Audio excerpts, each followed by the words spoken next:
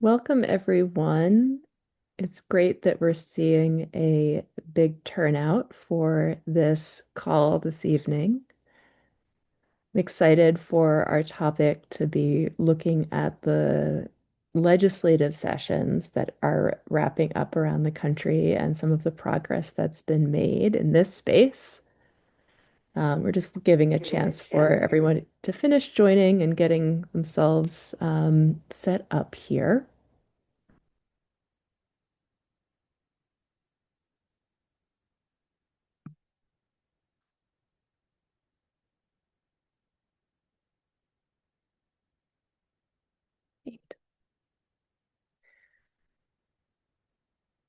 So, for those of you who don't know me, I am Anna Kellar. I'm the National Organizing Director for Rank the Vote, and I'm based in Maine. And my colleague Celia is here as well. Celia is our Training and Events Director and is going to be helping to coordinate this space. And then tonight we are joined by leaders of three great state organizations working for ranked choice voting and structural reform. We're very excited to be hearing from Virginia and from Connecticut and from Georgia. And in this space, we're going to be talking about what it looks like to get a victory for ranked choice voting through the state legislature, the hard work that it takes and sometimes the multiple sessions that it takes to get to that point. We're going to be hearing from Connecticut where they came very close this year and are already thinking about how to build from that into the next session. And then we're going to hear from Georgia, where they had a really important defensive win here, where they were able to stop a ban bill. And so I think it'll be great to hear about what's similar in the strategies and practices of these three states, as well as what is different. Couple of practical things. We will take questions, and you can put your questions in the chat. We are going to be bringing those to our panelists. Um, and we'll take a few questions after each person about stuff that is specific, to their experience. And then we hopefully have a little bit of time at the end for some discussion. Um, Also worth noting that this is part of our series of national calls. We try to have these a few times a quarter, talking about different trends and big news and opportunities that are happening around the country, and just as a chance for us to be together in one space. There are also some other great trainings that are coming up. And I know Celia will share the information about those, but we are starting a new thing, or we've started a new thing called Ask Us Anything. It's the sort of ranked choice voting open house. Come to this to have an introduction to the movement. It's a great place to send volunteers, new people that you're working with, people who are, saying, I want to get involved and I'm not sure where to start. It's really intended to be that introduction and helping people figure out where they might plug in. That's happening twice a month. And we also have trainings on writing letters to the editor, how to be and make an effective pitch for ranked choice voting. And so those are our recurring trainings, and you can keep an eye out for those as well as for these calls that are more discussion and learning based. Um, with that, I think we will get quickly into our discussion tonight. Um, we wanted to talk about legislative sessions, both because this is very timely. A lot of states where they have short legislative sessions, they don't meet year round, run in this first quarter of the year.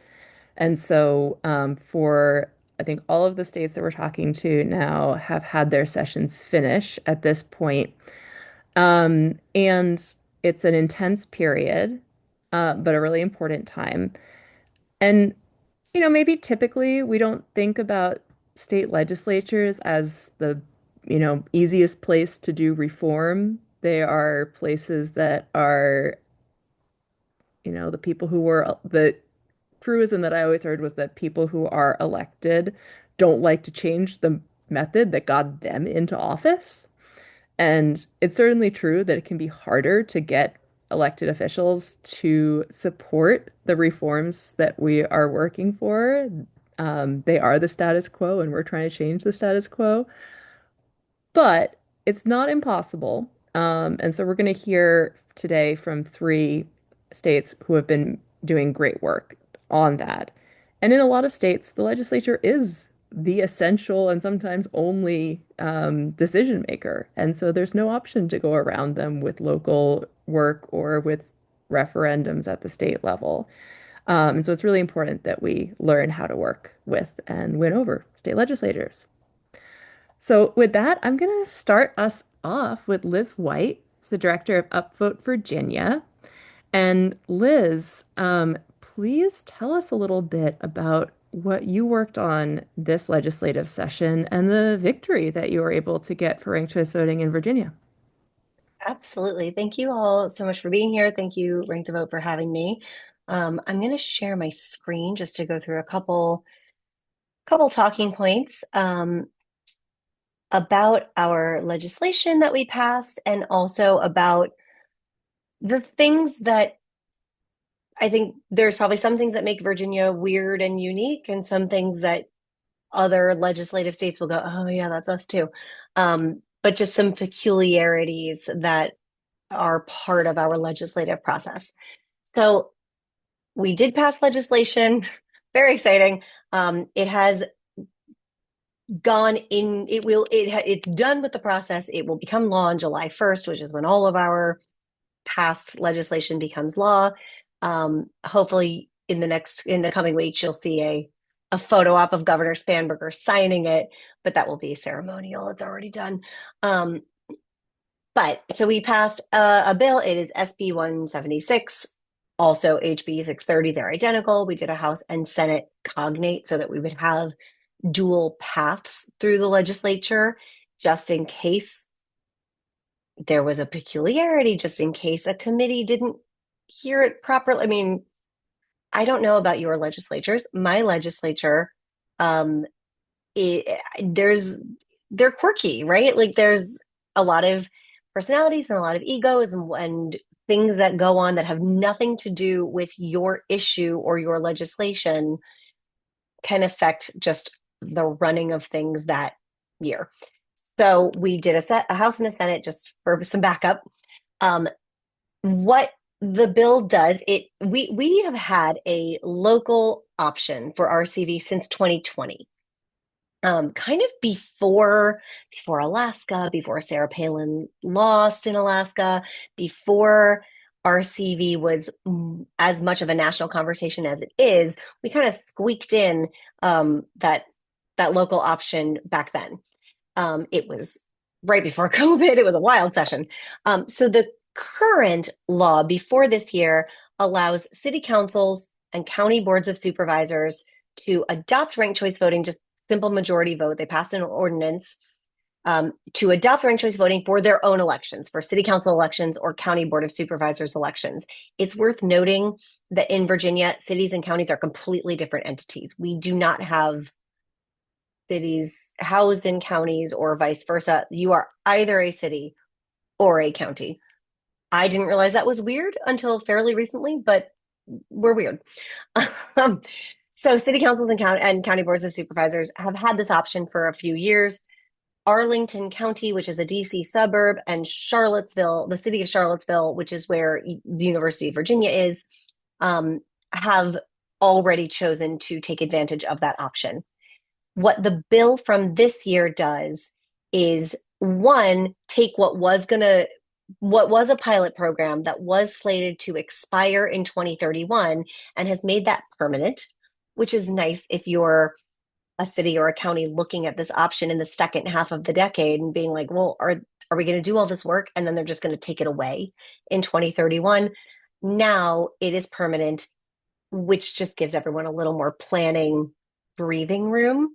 The other thing that it did to the local option was slightly expand it to town councils. So again, Virginia, I think, is a little odd, but we have three political subdivisions. They are cities, counties, and towns. Um, Towns are housed within counties. So there is some language in there that if a town decides to use ranked choice voting, county can ask for reimbursement for costs incurred. We had to navigate those kinds of political structures, small p political, right? Those kinds of structures.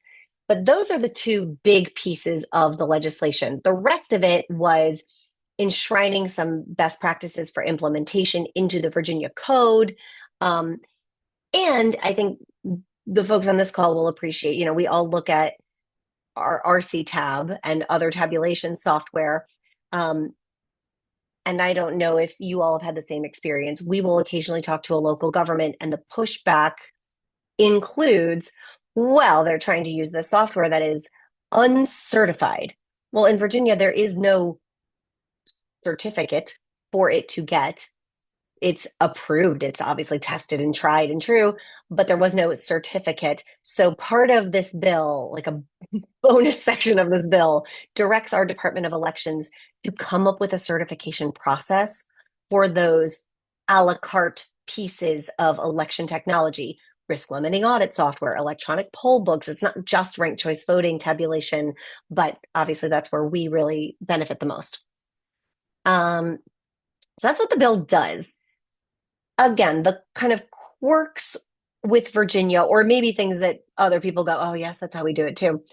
We not only are a legislative state with absolutely no option to go, no binding way to go around our legislature at any level. You could do a local referendum, it's still just basically an opinion poll. So we have no citizens initiative option. We're also a Dillon rule state as opposed to a home rule state.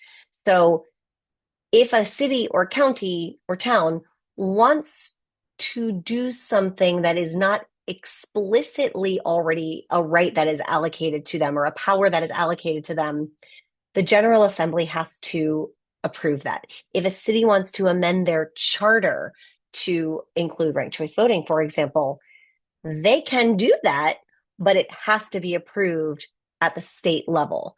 So we've got, I mean, the General Assembly really is the end all be all for substantive structural change like this. So we have to work within the system that we are given. If you want to change the state constitution, I'm sure everybody's been seeing the headlines out of Virginia about redistricting, where it had to be a constitutional issue. We had to change our constitution, and there is no citizens initiative. It's a 2-year process in Virginia, usually. There have to be 2 passages of a potential amendment with an intervening election, and then it goes on the ballot for the voters. So again, the General Assembly, you cannot remove them from the process. And as Anna said, and as I say all the time, I literally said at a town hall on Monday, it is very hard to convince elected officials to change the system that got them their jobs. The other thing I'm sure a lot of you can relate to in legislative states is that our legislature is part-time. And I think we're somewhere in the middle as far as the professionalization of our legislature, right? Like we pay them a pittance, but we pay them, and they, depending on the year, it's either a 45-day session or a 60-day session, and that includes weekends. So it is not, I mean, it's either January to like late February or January to mid-March. I mean, we're not talking a long time. And, we're like the Postal Service. No kind of weather is going to shut us down. And if people can't make it, they all know how to use Zoom now. And we're still counting that in the 45 to 60 days. In Virginia, we find that partisanship, unfortunately, matters a lot. And again, I don't think this is unique. Virginia has only passed our two pieces of ranked choice voting legislation in 2020 and 2026 have only been passed through a Democratic trifecta, where Democrats have controlled not only the governor's mansion, but both chambers of the General Assembly. Um, in between last year and the year before, we got a piece of legislation similar to this year, slightly smaller, but similar to this year's, through both chambers of the General Assembly, only to have it vetoed at the governor's desk, a Republican governor who was nominated through a ranked choice voting primary in 2021. So even his personal triumph with ranked choice voting um, could not overcome the partisan attitudes toward the issue and the partisan kind of feeling, and he that it was not worth him sticking his neck out or spending that political capital on this issue. So lessons learned over the last couple of years and moving forward, incremental change is the way to go. Certainly in Virginia, again, I'm sure that that is true in a lot of other legislative states. Incremental change is the way forward. Trying to be realistic and set realistic goals and then achieve them um, through about both partisanship and party leaders, just individual attitudes toward ranked choice voting. Um, and really being careful about how we choose our patrons. We had great patrons this year, and looking ahead, it's like, great, we want them to be knowledgeable in the issue. We want them to maybe have personal stake, come from places that have used ranked choice voting before, but we also want them to be willing to push and willing to expend some political capital to get a more robust bill through their peers.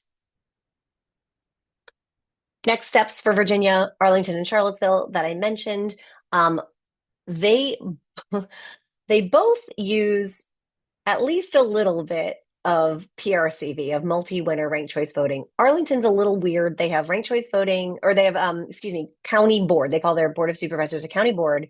It is 5 at-large members. They have an election every year. They do one member, one member, one member, 2 members. So that every 4 years they elect 2 people, and that was their first ranked choice voting election, which was a fun way to start. But they will be using in 2027. They'll be back on that 2-winner cycle, and they will use PRCV.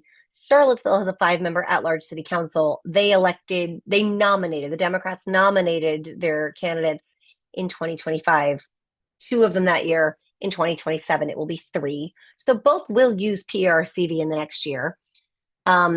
We are continuing to foster conversations in other localities, some of which are there's a local governing body that's really considering this, and we're trying to be a resource and help navigate that process with them.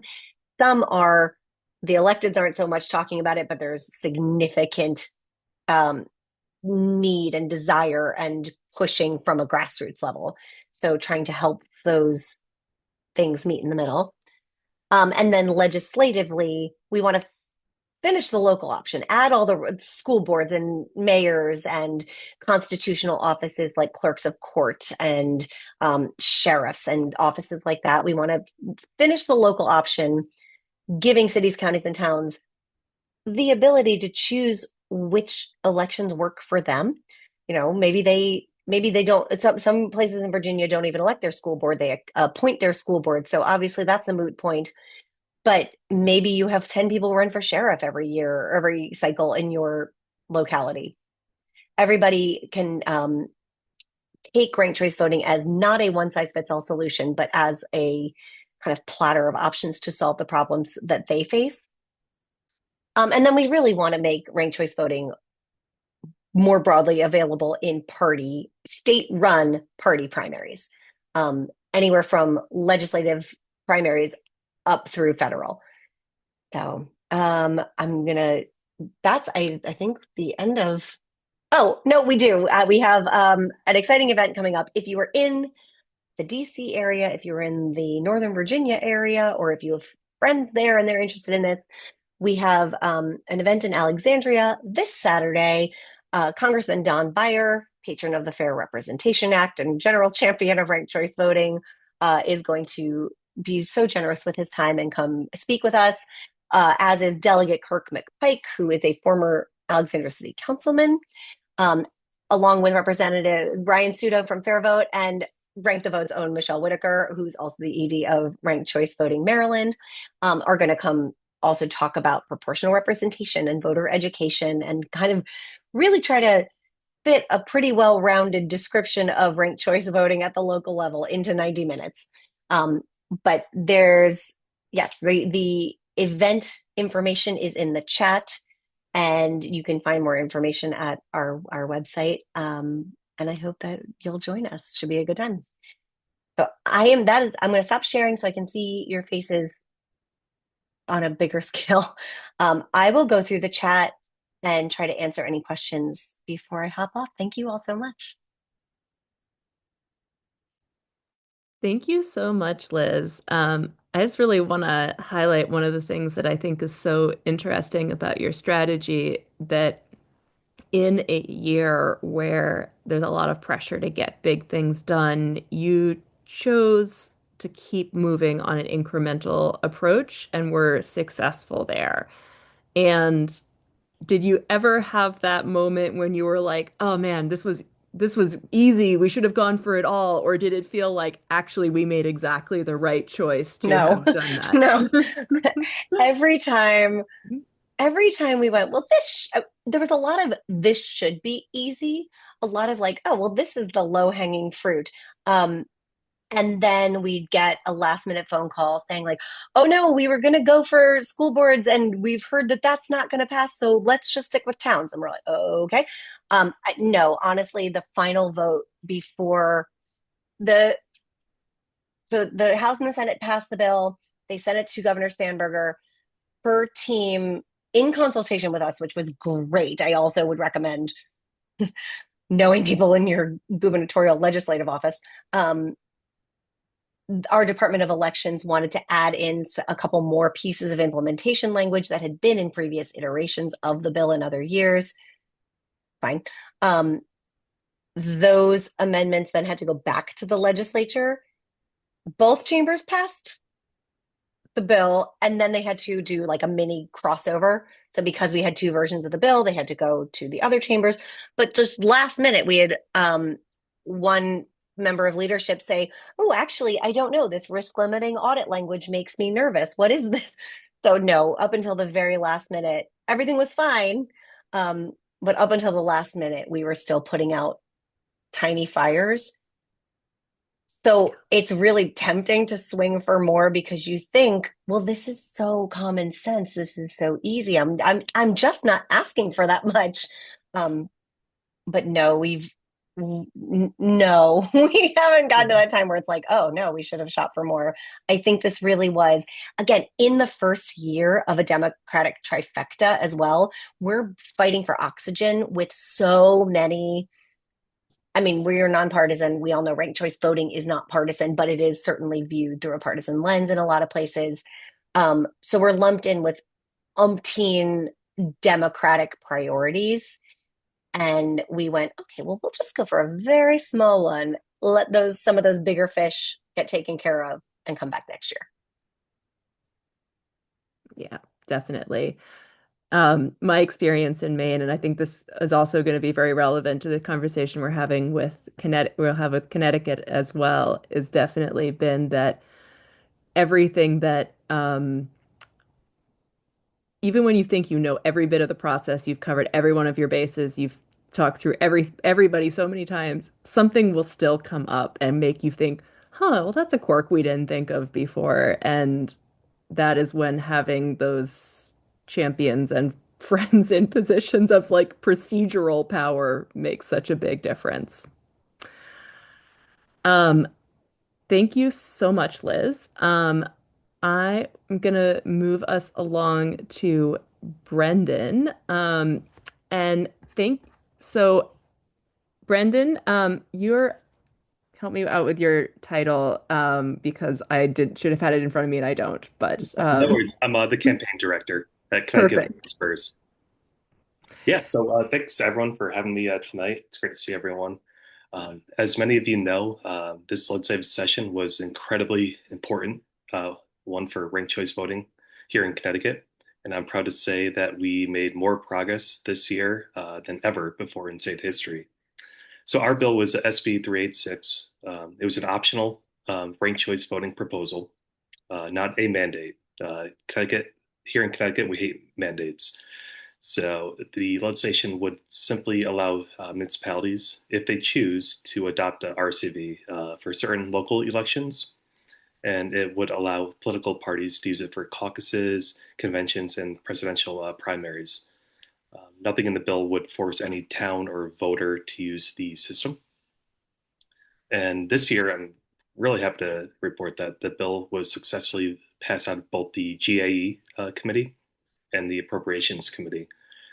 That alone was a huge achievement and a sign of how much momentum this movement has built throughout the past few years here in Connecticut.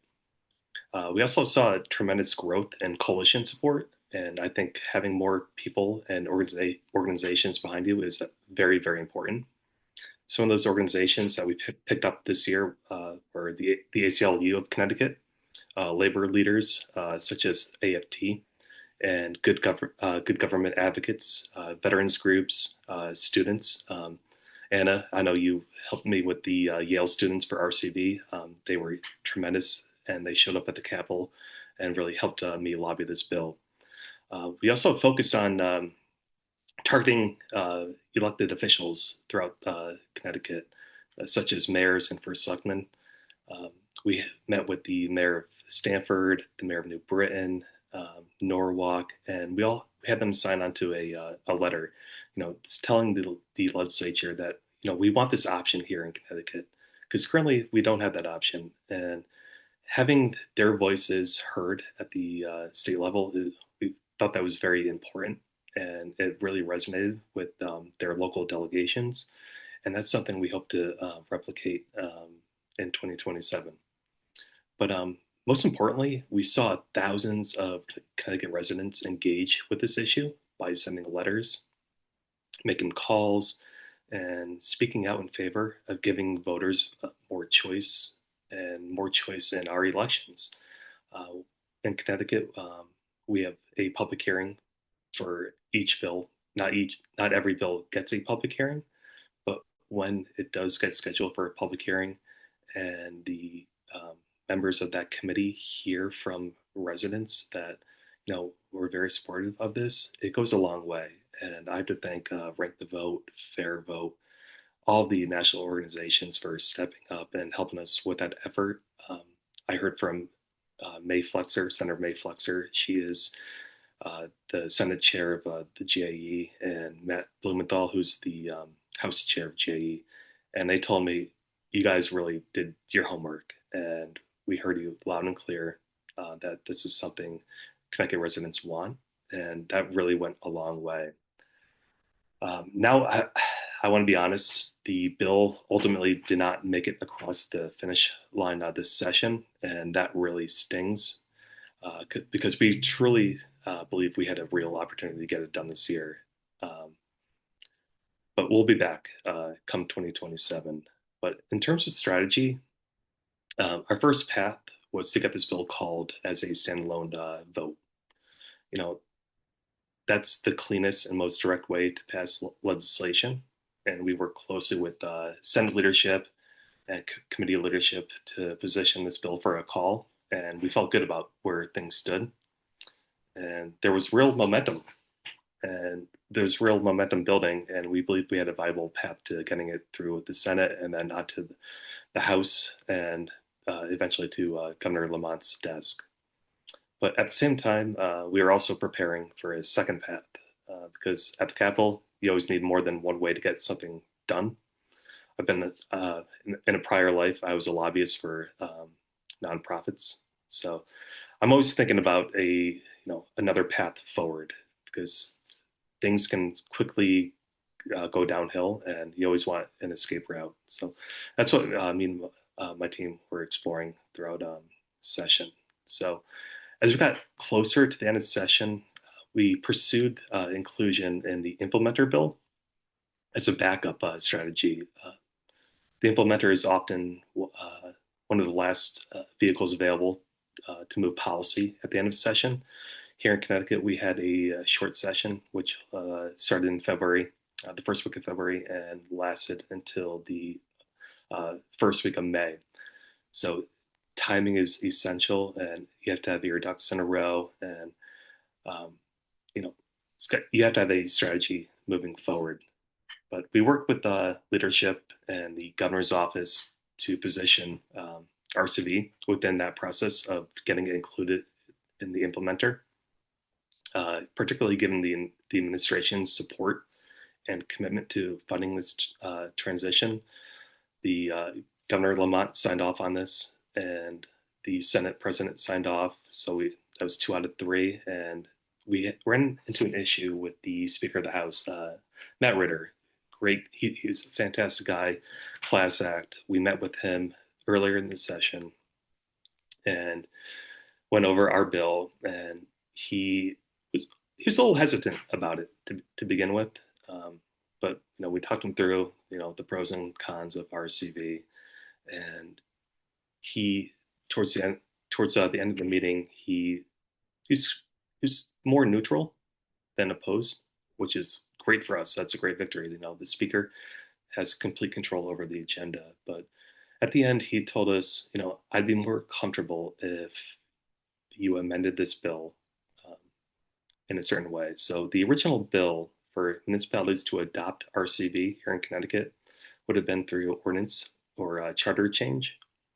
He thought it'd be better for the people to decide in their communities whether or not they should use RCV through referendum. And after we thought about it for a little bit, we agreed with them, and we made that change, and we thought that would get us through that barrier. We also brought up the point during that meeting that, hey, Speaker Ritter, if things we know it's a short session, things have to move quickly. If things get tied up or bottlenecked towards the end of the session, would you entertain it being included in a larger bill? And he he pretty much told us he'd rather see it as a up or down vote, as a standalone, which is understandable. Connecticut is the land of steady habits for a reason. We don't like change, and I had to respect what he told us, and he at the end of the day he held his ground and did not agree to include in the implementer. That was that kind of sucked, but at the end of the day he was not wrong and didn't steer us wrong. So um, at the end of session, we kind of try to scramble a little bit and try to get it passed through the Senate. It was a Senate bill, and get it through the Senate and then get it through the House. But unfortunately, um, the main priority for the GAE committee, it was a no excuse absentee ballot initiative, and that was their number one priority this session. And to Representative Matt Blumenthal's credit, he told us that was his priority.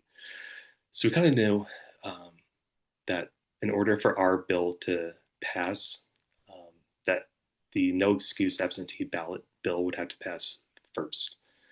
And since when the House brought it up in mid-April, there was a debate for 6-7 hours here in Connecticut, and the speaker eventually stopped debate, shut things down for the night, and the next day they came up with a deal with the Republicans to stop filibustering this bill, and they eventually passed it. So that was great. We were happy. No excuse pass in the House, but then had to go to the Senate for their approval, and that did not happen until the last day of session at 3 p.m.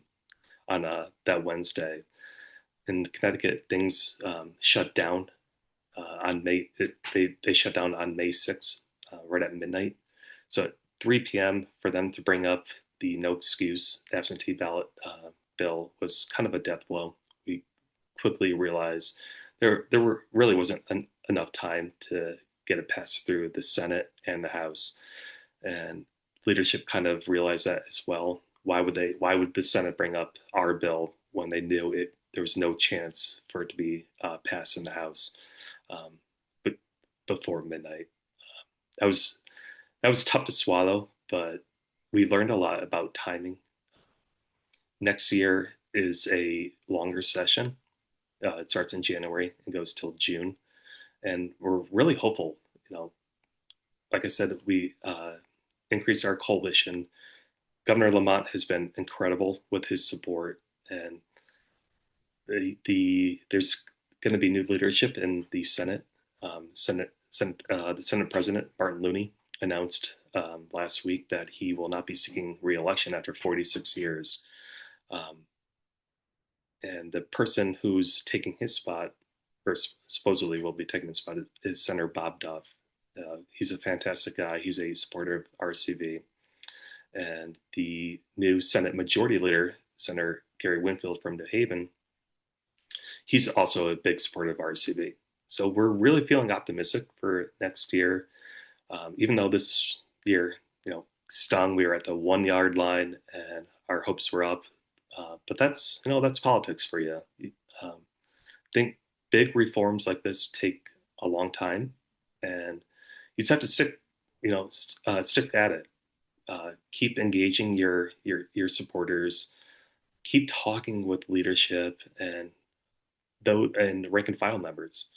We saw here in Connecticut the last election cycle a ton of new representatives elected, a bunch of young representatives, and they're all fired up for RCV. So we're very hopeful that this next election cycle will draw more and more RCV supporters. During the summer, we plan on sending out a RCV questionnaire to every candidate running for House of Representatives and the Senate. And based off their feedback, we're going to endorse a few of them, and that really sets the tone for 2027. We instead of firing a shotgun, trying to meet with all new members of the House and Senate, we can really target those who have shown interest in RCV, and we can really identify champions. I think to get a bill moved, especially here in Connecticut, you really need champions behind it, those who will step up, who will talk to leadership or the governor and tell them, hey, I want this done. But how do we accomplish this? And that comes with numbers.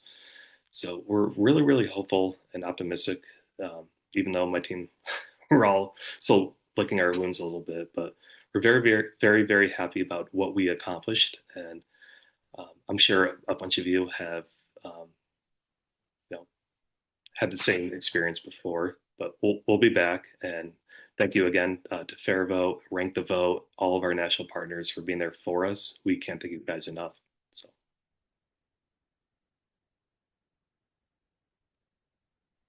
Thank you so much, Brendan. That's really great to hear. And just the amount of work that was done in this session, I think is really quite amazing. And just to see in a state that is as much, a one-party rule kind of state to be able to be making this progress is really fantastic.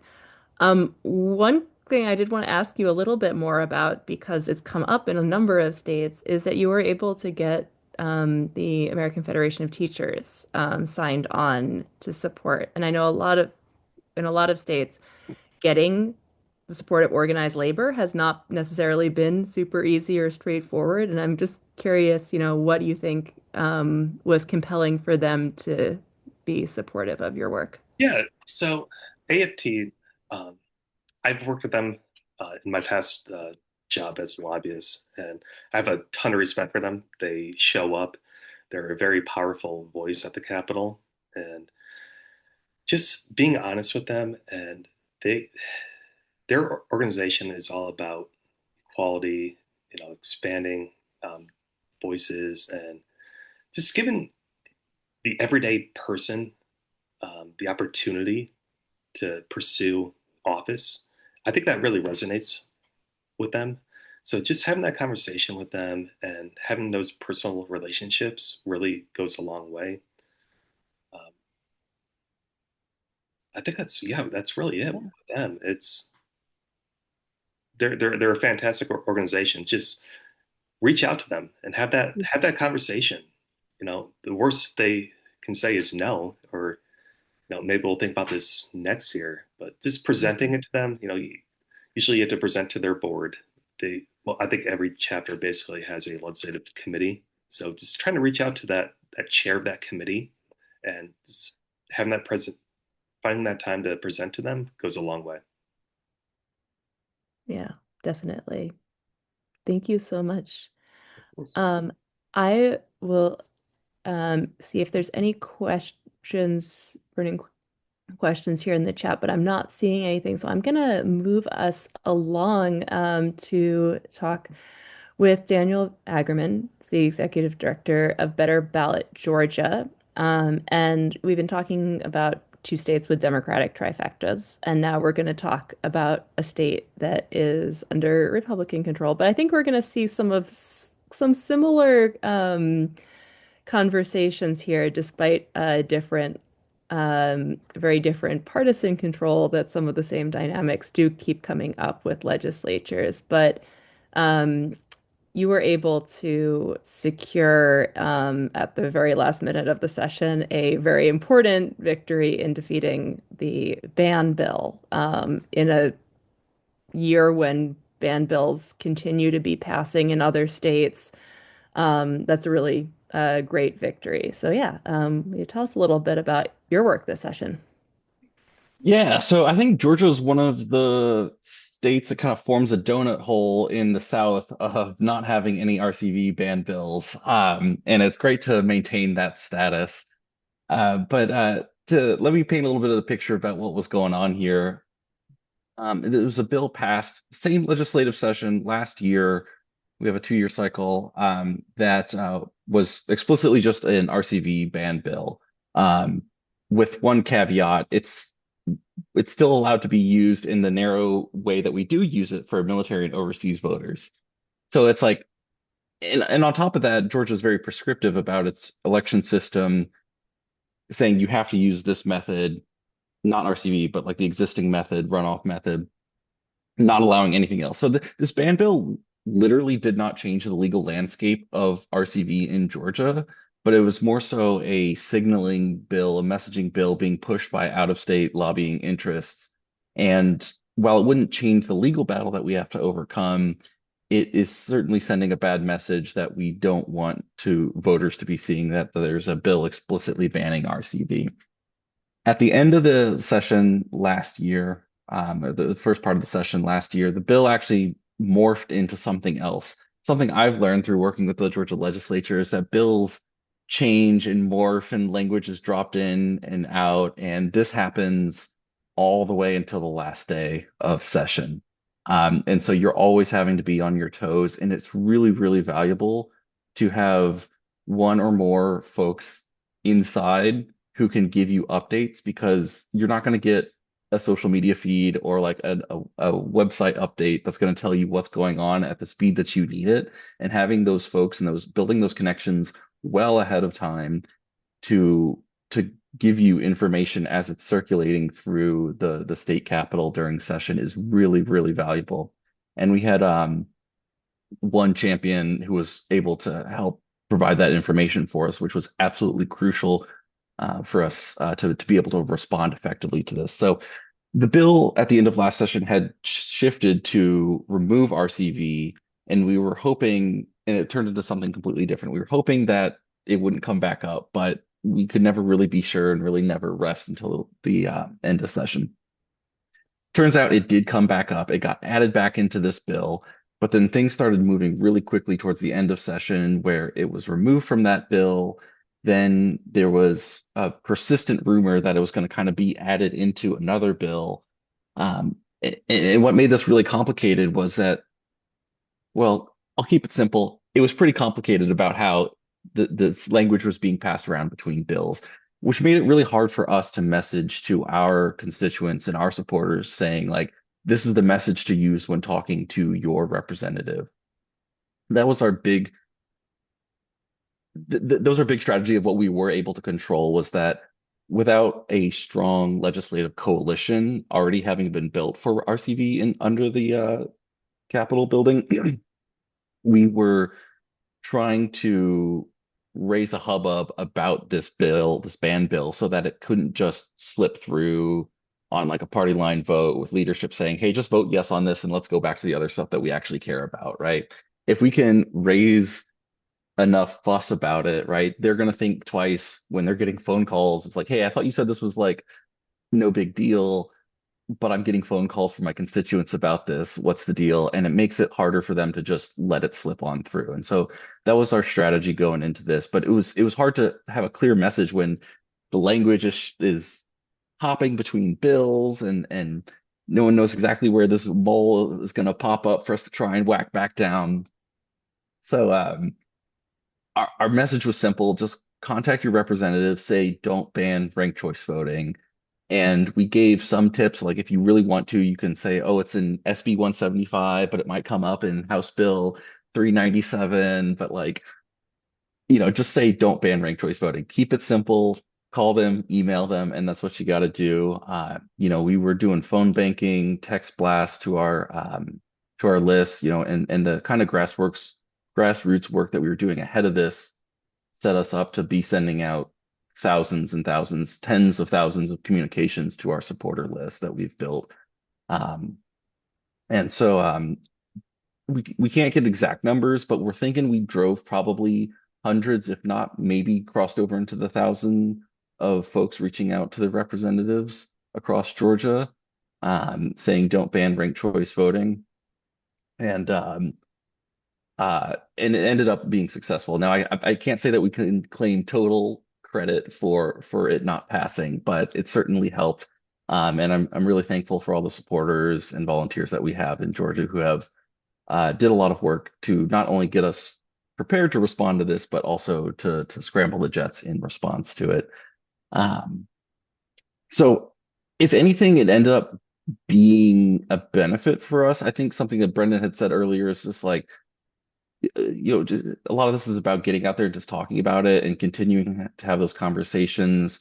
We're still dealing with the education aspect of this, the education barrier of like just so many folks don't even know what it is and haven't formed an opinion on it yet. And this gives us a great reason to talk about it. Like it's like, oh, there's a ban bill. Let's talk about it.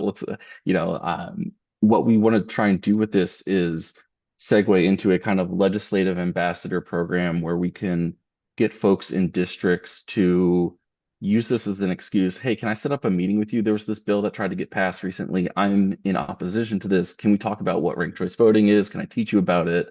And it's a great conversation starter for constituents to get in contact with their lawmakers and start a conversation and teach people about ranked choice voting. So that's really awesome. Some volunteers who were not as excited before had kind of fallen off the wagon a little bit, or like, oh, I want to try and pursue a city resolution in my city. Now, again, I'm really fired up about this. So it was a great, great opportunity to just get people more excited about it, talk about it more, and rekindle some flames in addition to the victory of having not passed the ban. So we're really excited about all of that and what we're able to do more going forward. Thank you so much, Daniel. That's really inspiring to hear how you were able to use both the inside knowledge of tracking through the procedural difficult to know what's going on piece and the pressure and loud voices of the voters who are able to contact their constituents are able to contact their legislators and bring that voice to it. Um, you know, one of the things that I've been very impressed with how Better Ballot Georgia operates is that you do truly have a cross-partisan, bipartisan organization, and that you are able to work with people who, maybe disagree on a lot of stuff, but agree on the importance of ranked choice voting. Could you talk a little bit about how you manage doing that in these, intense and hyper-partisan times? It's not like, Georgia is itself very heavily politically divided. Yeah, I think it comes down to message discipline for one, and two, also just being thoughtful and considerate about who you're talking to, and where they're coming from. Like sometimes when I'm traveling around the state, like, and I'm like stopping on the side of the interstate at like a Chick-fil-A or something for lunch when I'm like traveling between cities or something, I'm thinking about like, I want everyone in this Chick-fil-A to know what RCV is and support it. And it's like, where are they coming from? That like, what did they care about that would make them support RCV? And there's so many great reasons to support it. And I think it's really helpful in many ways that Georgia has the strongest case, I think, or I don't hope I'm not upsetting anybody on the call here, but it's the state with the strongest case for it. Of course, we want it nationwide, but our runoff system is so rampant. We have so many runoffs. It's a nonpartisan issue where RCV directly solves it, Hmm. and that's a great way to just have a simple conversation with a voter, talk about taxpayer dollars, talk about government efficiency, talk about more choice and better choices in these primaries and runoffs. And I think that benefits us a lot in having those conversations in a very nonpartisan way. Now, people still come at it from a perspective of, um, like, oh, like you're doing this. Is this to help Democrats? Is this to help Republicans? And that kind of suspicion that's just necessarily going to come with any kind of electoral reform. But it makes me think of a conversation I had at the Capitol. We were doing an event where we had a big old sign with a check for $75 million, which is the represents the savings that we could have for switching to ranked choice voting. And on my way out, um, somebody was holding the door for me, and he's like, "Oh, you're the person with the ranked choice voting sign." And he's like, "Yeah, like and he had brought up I can't remember exactly how the conversation went, but something along the lines of bringing up like about like Marjorie Taylor Greene's district and like doesn't that force voters to have a more moderate candidate? A very particular language there, right? Forcing voters to have a more moderate candidate. And I'm like, no, not exactly. It's about allowing the voters to get exactly what they want. This is about better representation for the voters. And, I think I'm not a genie, I don't know for sure, but I do think that probably if we use ranked choice voting, Marjorie Taylor Greene would still be elected in her district. That's sort of a moot point at this point because she's resigned. But um, I think if the voters want somebody like that, they will get somebody like that under ranked choice voting. Now, I think there's structural reasons why it tends to, I didn't go into this part, but I talked about the voters getting what they wanted and framing it in terms of the voters getting what they wanted, right? And with certain people, I might go into the conversation of talking about how it tends towards moderation, but it doesn't force moderation. It maybe more so like allows for it. And so, you know, Mm. adopting the right framing, realizing that really truly living the nonpartisan nature of this, talking about just like the baseline benefits to voters and where they're coming from is I think really key to striving or to thriving in a state like Georgia.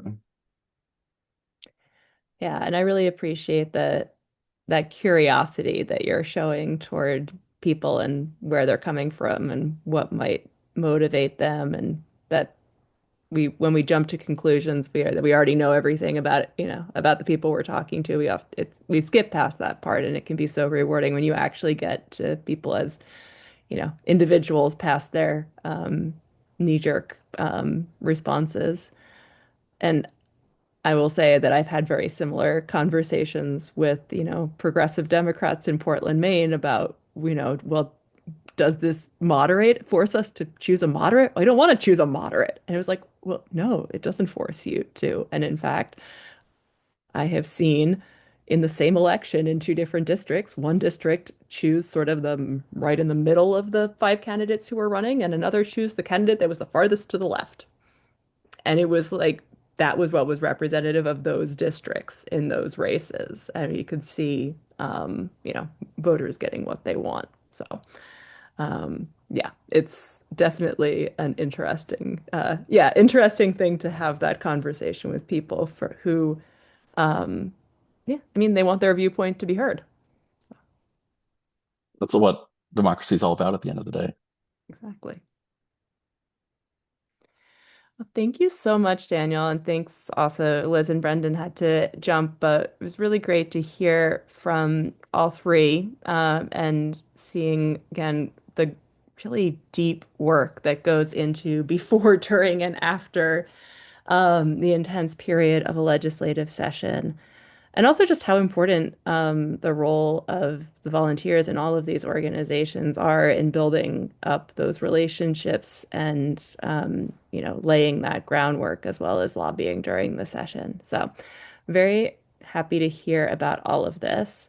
I was going to mention, just for the sake of our national completeness, that we know that Maryland also got a small victory and laid some really good groundwork for their expansion of ranked choice voting at the local level. Washington State got very close.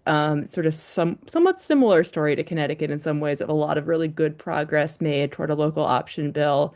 Massachusetts, they have a year-round session. They are still working. It's going to be a tough road for them to get full local initiatives allowed, but they're making really good progress. And then one state that I, of course, being from Maine, have to lift up as well is the Maine legislature, House and Senate, actually passed a bill to expand ranked choice voting and use it in their own general election races. That bill did not make it past the state Supreme Court and will not go into effect. So we can't really claim it as a victory, big picture, but I don't want to lose that because it was the first time, I think, that legislators have voted to use ranked choice voting in their own races. Because initially it was passed through referendum and defended at referendum in Maine. So there's a lot of hope that over time, legislators start to understand, hey, actually, this thing is not scary. It can be beneficial to us. Um, and we were able to see that ultimately that support from the legislators. So that's something that I am holding on to. And I hope that, as we're all fighting the particular quirks of our own states and all of can be deeply in the weeds, that we also see that national picture and realize that there's a lot of similarities of what are happening across our states. So as we are hitting the hour, wrap up here. Thank you everybody so much for being part of this conversation and bringing your questions. Celia, do you want to add anything in terms of any reminders for folks or wrap up here? Just a reminder, thank you for mentioning the trainings that we have ongoing at Rank the Vote. We also have these special topics coming out all the time. And we love your suggestions for topics also of what you would like. If there's a person that you would like to have featured, if there's a book you read that was amazing, anything that you would be interested in, we are very, very happy to dive into it and present it and talk about it with you. So I'll put a link in the chat that is a feedback form, but you can always email us too with your suggestions. Thank you. Thank you.